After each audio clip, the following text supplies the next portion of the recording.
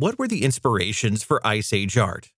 Why were artists over a 30,000-year period interested in the walls of deep caves? Could Ice Age art have been founded in altered states that many believe we do not today have access to verify? May we be able to re-find the inspirations by looking deeply into the Paleolithic mind, hidden under the surface of our conscious perception, such that we ordinarily miss in the flora and changes of seasons? By looking at the world around us. And deep into the night sky through the eyes of an animist. This whirlwind of visual realities projected by the artist may be unfamiliar to most of us in the present, but would have been immediately recognizable to any initiate who entered the cave underworld.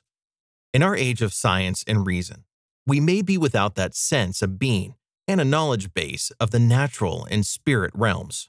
Still, we can study each component of their visualization to better understand the sources of and meanings behind Ice Age art. There has been a wide range of sources credited for Ice Age art. These include hunting magic, game tallies, arts for art's sake, time factoring, fertility and initiation rites, cosmology, mythology, dreams, working with pareidolia on cave walls, as well as altered states of consciousness from light deprivation and psychedelic substances. Some of these other proposed sources could be connected to altered states as well, which is the question given as the title of this presentation. I should note that in recent years, psychedelics have been most popularly attributed inspiration for Ice Age art. Before we continue on, thank you for giving me the opportunity to present my research at this Association for the Anthropology of Consciousness series. I'm also in the gratitude of the esteemed Japanese photographer Takeo Fukawa, who has permitted me to use his cave art images. These digital images are both artistic and technological achievements. They were objectively photographed with floodlighting. What an individual sees when squinting or playing with shadows isn't objective or reproducible. We all need to have the same visual information. The images can be accessed from him at www.texnai.co.jp. This image, called the Panel of Masks, that we have viewed from different realities is from the Las Monitas cave in northern Spain. The image dates between 16,000 to 11,500 years ago in what we refer to as the Magdalenian culture in the Upper Paleolithic. The Las Monitas cave is in the El Castillo mountain that has a cave of the same name, among others. On the Panel of Masks in this cave underworld, we viewed what I interpret as the representation of the Basque spirit Ode, who is the spirit of thunder and the personification of storm clouds. If one whispers the word Ode slowly, the sound of the wind may come to mind. There is also a therianthrope, the mix of human and another animal being in the center. He has foxish ears and peers through a magical mask, giving the impression of seeing into the divine. One might consider his ears to be elven in today's mythological vernacular. A second mask facing down is to the viewer's far right. This panel was previously titled The Panel of Masks, based on the mask in the center and the illusion of masks among the surrounding dark lines. The Ode and foxish-eared characters appear to be new finds. Those dark lines over Ode's outstretched right arm are flora, such as winged broom, marked by the red arrows, a large brown maple leaf as indicated by the blue arrows, and a scattering of Spanish junipers that appear to be blowing in the wind. One can sense a gust of air animating the flora. This panel has the appearance of a late summer scene, perhaps in the evening or just before sunrise when the colors of the flora cannot be seen. On the Panel of Masks, there is a straight-tusked elephant. The peak of the elephant's head is marked by the red arrows. This elephant has previously been identified as a mammoth.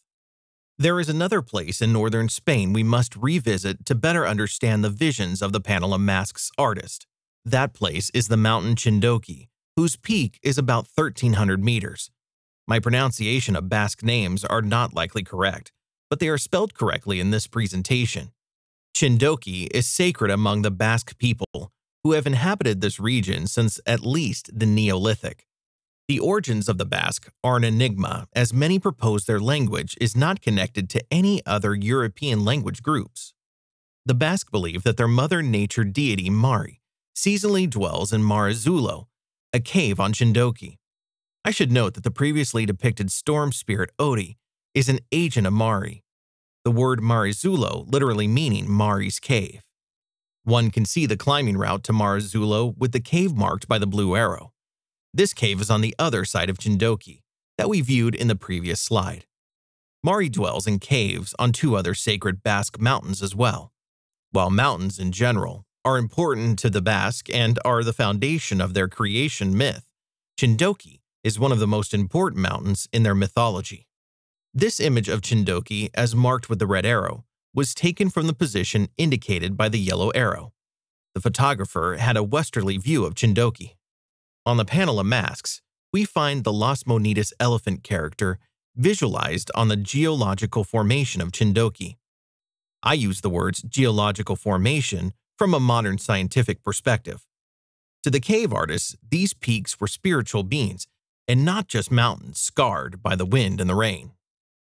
The current walking time between Chindoki and the Las Monitas cave is about 44 hours. Google Maps uses 5 km per hour to calculate walk times. We travel now to the El Pindal cave in nearby Asturias, Spain.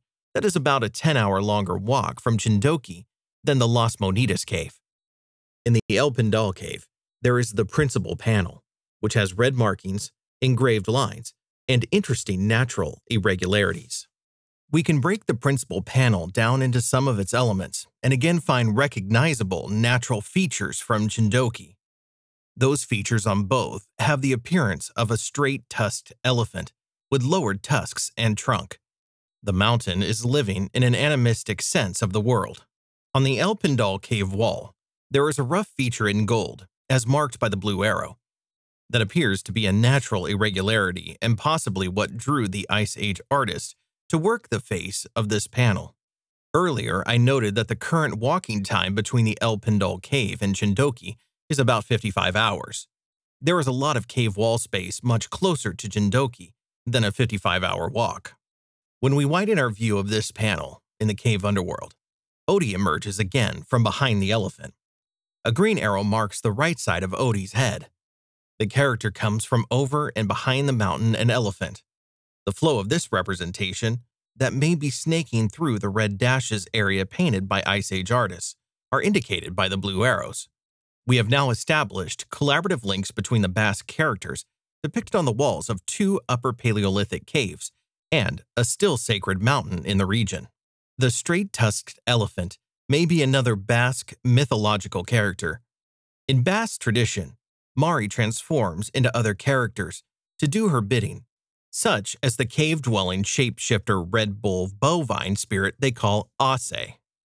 After the Ice Age, when the elephants and woolly mammoths left Europe, the Basques may have substituted the horned bovine for the tusked elephant. They may be both bulls, just not bulls of the same species. In this case, we have a red-spotted elephant reinforcing the Basque connection. Picasso had something to say about the artistic approach of building on lines that were naturally on cave walls, such that we observed on the El Pindal panel. It occurred to man to create his own images. It's because he discovered them in the world around him, almost formed, already within his grasp. He saw them in a bone, in the irregular surfaces of cavern walls. In a piece of wood, one form might suggest a woman, another a bison. Picasso recognized that some cave images are founded in pareidolia, that apparently unique ability in the human mind to find faces of people and other animal beings in geological formations, the clouds and constellations among the stars. The Upper Paleolithic cave artists saw natural irregularities in the rock that had the impression of horse heads and then dressed them up with black features. This is a style and specific characters that Picasso lifted to his Les Demoiselles d'Avignon. Yet the El Pindal and the Las Monitas images are beyond what Picasso had described through pareidolia outside of the caves, are being projected onto the walls in caves where there are similar natural irregularities. In continuing our investigation of the mountain pareidolia cave art hypotheses, we journey to Pica Penminera, that is in Asturias, Spain. Pica Penminera is a fairly low mountain at 763 meters, but has a lot of character. Regional mountaineers refer to this peak as the Little Matterhorn, based on similar geometry with the Matterhorn of the Alps. There is a rounded hill to the viewer's left known as Pendendo. The photo of Pica Panminiera in the previous image, as marked here with the red arrow, was taken near to Alès, indicated by the yellow arrow. The photographer had an easterly view of Pica Panminiera. We may learn more about how Ice Age peoples viewed Pica Panminiera at the Las Chimeneas cave in Monte El Castillo. That is about a 14-hour walk. Pica Panminiera has some resemblance to a panel in the Hall of the Paintings at the Las Chimeneas cave. I have taken the liberty to name this scene the Panel of the Bears, in the absence of any known name. Can you see the bears? Our eyes have been initially drawn to the strong black lines on the panel, but if we pull our gaze away from them, an unhappy mother bear with at least one cub on her head emerges in relief. The mother bear's forelegs are stationary. She appears to be searching for something in this cave underworld. Below the she-bear is an alpine coo, a bird common in the region, which looks up at her. The bears and dark lines appear to resemble this close-up view of Pica Panminiera in the foreground. The she-bear has a touch of white on her muzzle, which may represent snow and the white of the mountain. Why depict bears? A standing bear has many human-like physical characteristics. We once competed for the same food resources, and this animal being cares greatly for its young, such that we today still archetypally use the term mother bear about protective human mothers. From a spiritual standpoint, the bear also has seasons in its life, whereby this animal being hibernates in a winter cave, thus symbolically enters the underworld, and then emerges or is reborn in the late winter or early spring. This cave panel scene is of a protective mother bears in the light snow that has emerged from a cave in late winter and may envelop all these themes. Any pre-human bear remains found in caves would have been evidence to Ice Age peoples that these animal beings were there first. Some cave walls had earlier scratches from bears, perhaps suggesting they were prior artists. Bears continue to claw surfaces to mark their territories as these Ice Age peoples would have been aware of. I can see how such evidence around early Iberian humans and these images could have developed an origin story of how they, or perhaps we, came to be descended from bears, as found in Basque tradition. When studying photographs of mountains in northern Spain, I observed many mountains that have elephant-like features, although not resembling those found on the walls of El Pindal and Las Monitas. I didn't see any other mountains that looked like bears. The answer may not be just pareidolia found in the mountains and cave walls, but also in the relative positions of the mountains to the night sky during the depicted season. Note that the cave artists would have been looking easterly at Pica Panminiera during late winter. We now look to the night sky, in this image generated in Starry Night Pro 8, a software package utilized by professional astronomers and planetariums. We can dial back the clock and look easterly at Pica Panminiera to see what the cave artists would have viewed in that time and place. See how the she-bear, Ursa Major, as marked by the red arrow, would have been viewed meeting the dawn. We see the she-bear here pictured as the ancient Greeks found her form. Maybe the Ice Age artists illustrated her lines differently. Remember this depicted direction that the mother bear faces on the cave panel. What if the mother bear was drawn in reverse by the Ice Age artists during late winter? Indigenous peoples around the world animate the stars of Ursa Major in different forms as the she-bear travels through the seasons. The head of the Las Chimeneas mother bear would fit neatly between the currently depicted Ursa Major tail and her right hind leg. I should note that bears don't have long tails, which has been a curiosity among ancient and modern astronomers for the stars of Ursa Major. The constellation also appears to move from left to right across the night sky, the reason why the mother bear in the Las Chimeneas cave appears to be frozen in time, and in Pica Panminiera may be because she couldn't move any further to the viewer's left in the night sky. We can also look to the elephants depicted on the walls at Las Monitas and El Pindal to validate this astronomical perspective. Using Starry Night Pro 8 again, although this time with a westerly view, we look back at how the cave artists would have seen Jindoki in their time and place. See the prominent stars in the horns of Taurus, as the ancient Greeks depicted the constellation. The depicted horns of Taurus closely resemble the hind legs and trunk pareidolia of the elephant in Chindoki, as the mountain would have been viewed merging with the dawn. Both Ursa Major and Taurus were known among Aurignacian peoples who visited the El Castillo cave about 34,000 years ago in northern Spain, as shown here in this slide from an astronomy conference video that can be found on my webpage. The images presented today indicate that we are not looking at something new in the Magdalenian, but rather a tradition that has been going on for at least 20,000 years. The mountains are living, not just in the terrestrial realm, but in the sky world as well. One can imagine how magical these meetings of the realms would have been to Ice Age peoples, so magical that the cave artists then projected the view onto their underworld of the cave walls to complete the transcendental experience and perhaps spiritually continue the yearly cycle of life. We find ourselves back at the opening question as to the sources of Ice Age art. Let's start at the top with hunting magic and game tallies. None of these depicted Ice Age images appear to be about hunting. Half-starved bears emerging from their dens late winter do not make for suitable meals. Ice Age people were known to handle elephant remains, such as teeth, but we don't find their bones on the standard menu. The most commonly depicted animals in Ice Age cave art were not what these people regularly consumed, especially in the case of pregnant horses that dominate many cave chambers. Are these images derived from magic? We have seen the magic of hiding an elephant on a large cave panel. However, finding a hat big enough to pull an actual elephant from was a more difficult trick before the magic of Photoshop. Is this art for art's sake, as in MGM's motto? My interpretation is that there appears to be too many structured connections between the underworld, terrestrial plane, and the night sky. There was purpose in decorating cave walls beyond artistic reasons alone. Time factoring?